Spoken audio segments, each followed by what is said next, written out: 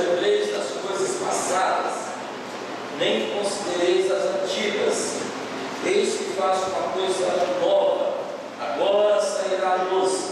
Porventura não a percebeis? Eis que porei um caminho no deserto e rios no ermo. Amém. Queridos, Isaías profetizou aos filhos de Israel num período sombrio da história.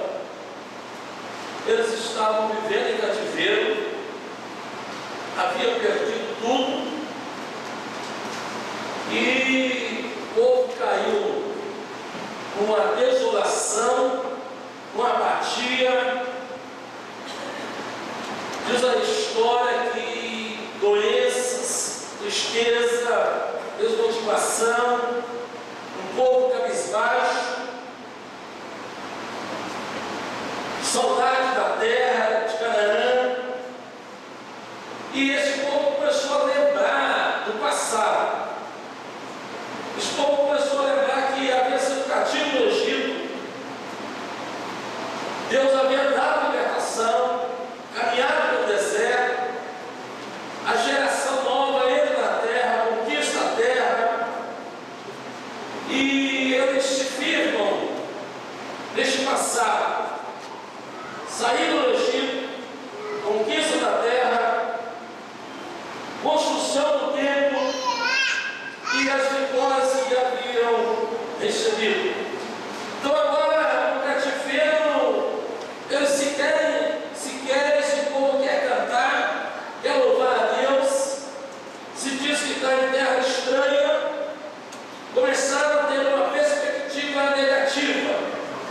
Eu quero dizer para você que na vida, eu e você, a gente diante da dificuldade, da crise, pode ter uma perspectiva negativa ou uma perspectiva positiva.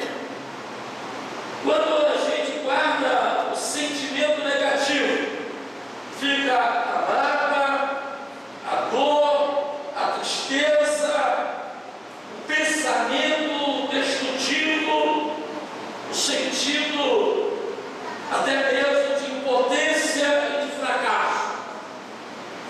Na perspectiva positiva, a gente olha e diz o seguinte: eu já passei por isso antes, eu já enfrentei dificuldades, eu sei o que é dias áureos, eu sei que a vida é uma escola e me deu exemplo, e eu conheço o meu Deus, tenho uma fé cunhada, balizada nesse Deus. Estou no deserto, estou no cativeiro, mas eu não vivo do passado. É isso que o profeta olha para esse povo e começa a lhes ensinar, dizendo: pare de olhar para trás e comece a olhar para frente. Deus, irmãos, na história fez muitas coisas bonitas na nossa igreja. Por isso eu chamei o Elias aqui na frente, porque eu admiro como o irmão Elias gosta de história. Ontem eles contaram a história do centro de Itapina, onde o Instituto Rural Reverendo Dono, o senhor lembra do Instituto Rural? Ontem foi passado no conselho que ele jogava toda a história do Instituto Rural. Lá estudou o pastor Osias e pode falar. O Daniel estudou no Instituto, Daniel, morou lá, foi passada uma linda história do Instituto lá no conselho. Está sendo feito um livro, e a igreja tem essas histórias lindas, mas a tendência nossa é esquecer as coisas lindas e boas e ficar preso ao passado, à derrota, ao fracasso, à crise. Aí o profeta diz o seguinte: não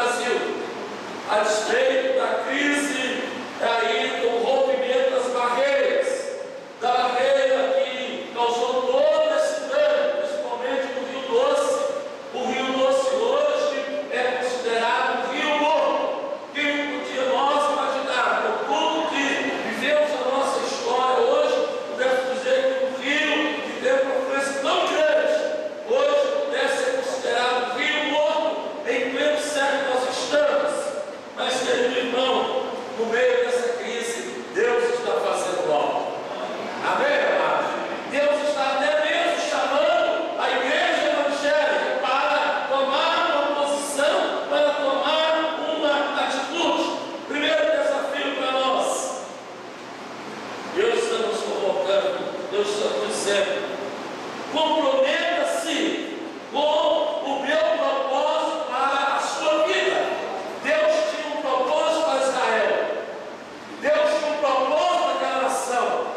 A despeito do cativeiro, Deus estava dizendo: comprometa-se com esse propósito, porque farei coisas novas na história de vocês. Darei luz no momento que vocês vivem de cativeiro. Sairá luz, a luz vai brotar na vida de vocês. Aí o texto vai dizer outra coisa que Deus vai fazer. Deus está dizendo o seguinte: vou fazer um caminho no deserto. Fazer um caminho no deserto não é fácil. Nosso Deus é aquele que cria um caminho onde não existe caminho algum. Ele cria uma estrada, ele cria uma saída, ele cria uma porta, ele muda uma situação, ele muda um contexto. Eu não vi a cena aí da novela. É uma sociedade tão difícil, a igreja tão religiosa. Até mesmo muitas pessoas crentes se esperam ter uma postura hoje nessa sociedade mais religiosa do que uma ação profética, uma ação cristã. Aí, a cena da abertura do Mar Vermelho. Como Deus fez um caminho em alto mar, como Deus fez uma estrada dentro do mar, como Deus fez muralhas de água. Humanamente isso é impossível, mas não engano. O nosso Deus é o Deus que tem poder para fazer caminho no mar, para mudar a nossa história em nome de Jesus. Eu não sei em que condição você está, mas eu quero que você creia que Deus é Deus que pode fazer. Segundo, o texto diz que ele faz riacho no erro. Repita comigo: riacho no erro. Outra vez. O que é erro? Deserto. Nós podíamos aqui traduzir com sertão, para a gente entender, para contextualizar. Por que eu estou dizendo? Se falar de deserto, nós no Brasil não conhecemos deserto. Apenas de filme ou as pessoas que tiveram a oportunidade em Israel. Mas nós conhecemos bem a questão do sertão. E no sertão, os rios não são perenes, não são permanentes, mas eles são temporais. Muitos rios no sertão. Chove e tem água no deserto. Venha seca, para de chover. Venha seca, acaba a água. O que significa que o profeta está dizendo a Israel? E Israel conhecia bem essa história, né? Cara que conhece bem a história de Israel, conhece lá Israel, a gente teve lá várias vezes, já teve lá quantas vezes, cara? Sexta vez que vai enterrar. Ah, não tinha fulano aí para sua mala, viu? Não te acompanha só para levar a mala. Aí, riacho no deserto, riacho no erro, riacho no sertão. Deus está dizendo para Israel, para este povo o seguinte: eu posso prover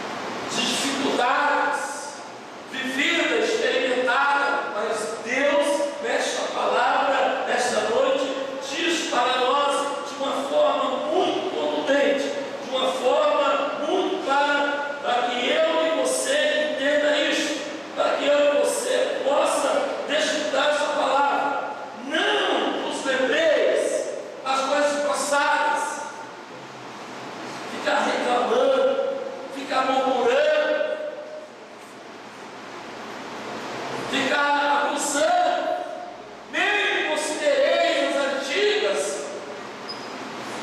Há coisas antigas que foram boas, mas Deus está dizendo, elas têm o seu valor, mas não considere e fique preso a elas.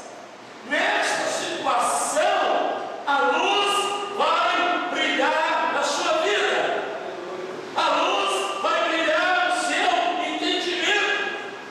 Perceba que não é só tragédia, perceba que não é só crise, perceba que não é só dificuldade.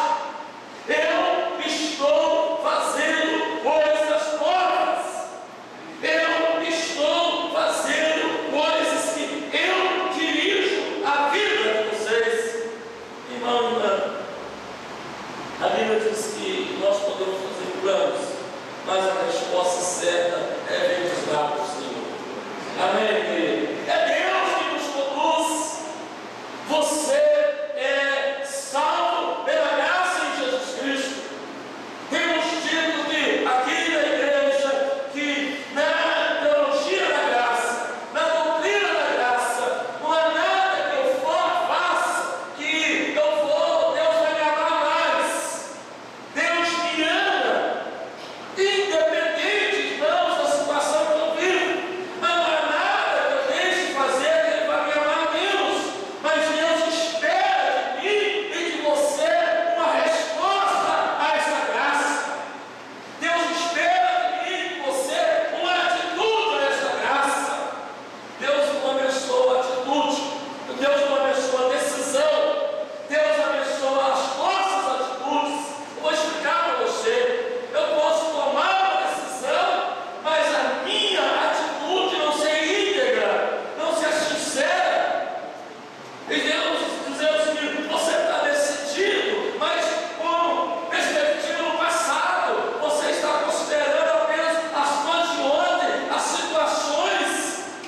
Aí Ele está dizendo: você precisa discernir que se hoje você está na condição que está, mas está vivo, a minha misericórdia é sobre a sua vida, a minha graça é sobre a sua vida, a minha graça te basta, a minha graça te sustenta. Perceba que se você está de pé, a sua família está de pé, o seu casamento está de pé, você tem vivido, você tem sobrevivido, creia nisso, é a mão do Senhor que está sobre você.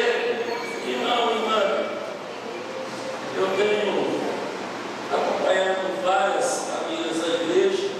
Eu tive o privilégio de ir no culto de uma igreja com uma família aqui da igreja. Fui em outra igreja com eles, onde eles vão no culto para ser ministrado. Tem muito assim, também pregação boa da palavra de Deus. Eu fui lá falei: vou ver o que esse pessoal faz, vou acompanhá-los. Aí cheguei lá, eles pregaram, o pastor pregou sobre Cristo. Aquela mulher que ficou 4 a 6 meses lá no deserto, cuidando dos seus 2 filhos que foram enforcados e dos seus outros 5 descendentes, ou 5 familiares descendentes de Saul. Aí aquela mulher toma conta, aquela mulher tem uma postura que o pastor Zezinho dizia na sua palavra o seguinte: ela não permitiu o diabo tocar no que é seu, a despeito da crise, a despeito da morte, a despeito do enforcamento. Ela não permitiu as feras do campo, as aves da rapina agora tocar nos corpos dos seus filhos. Ela disse: o que Deus me deu, eu vou preservar, eu vou sobreviver. E a história diz que o rei Davi ficou sabendo da atitude daquela mulher, e aquele pastor terminou seu sermão dizendo o seguinte: não importa o deserto que você esteja, não importa o cativeiro que você tenha passado, a sua situação no presente pode ser difícil, ter começado até mal, mas quem está debaixo da aliança, debaixo da promessa, esse tem um filho glorioso. Glória a Deus! E é isso, irmãos e irmãs, que a palavra desta noite nos mostra.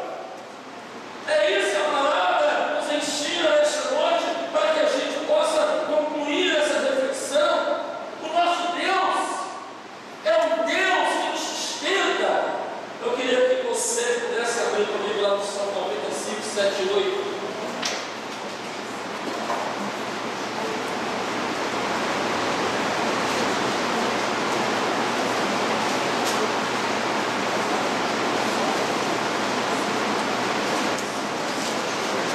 Há um caminho que Deus está escrevendo na história da sua vida, a sua história de vida cristã. Deus está escrevendo através das suas atitudes. Vamos ler todos juntos, 95, 7 e 8. Porque Ele é o nosso Deus.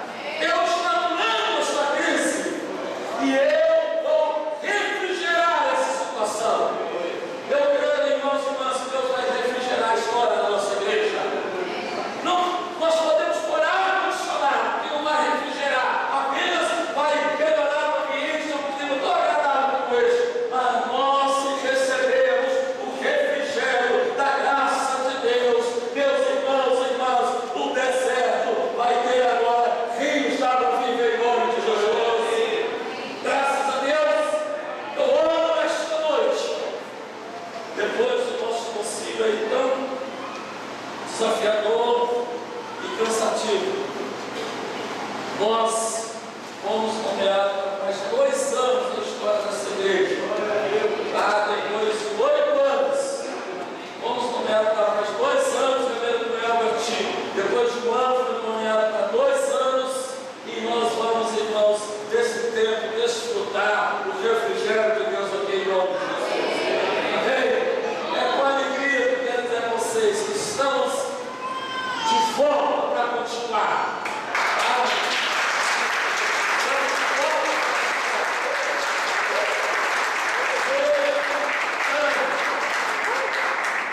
Mesmo entusiasmo que chegamos aqui há 8 anos atrás. Eu creio que o reverendo Leandro vai falar a mesma coisa, o mesmo entusiasmo de 1 ano atrás. Em nome de Jesus. Amém? Glória a Deus. Eu gostaria de compartilhar com você outra questão.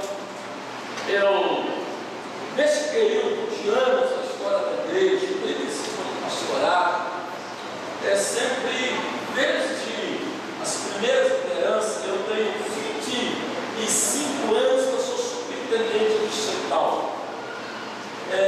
Trabalhei com 3 bispos nessa função e estou indo para 27 anos. Eu no meu tinha 4 anos de pastorado, no meu 5º ano eu já entrei, no 6º ano, parece, terceiro período, eu entrei para ser superintendente distrital, coordenador de evangelização. Depois eu fui secretário regional de expansão missionária, fui secretário nacional de expansão missionária e muitas vezes colocou no meu coração o desejo de fazer uma mudança, uma reforma na vida da igreja. Eu tenho esse desejo ainda. E eu orei muito a Deus para, se fosse um propósito de Deus, que eu chegasse ao episcopado, mas eu queria um sinal de Deus na minha vida.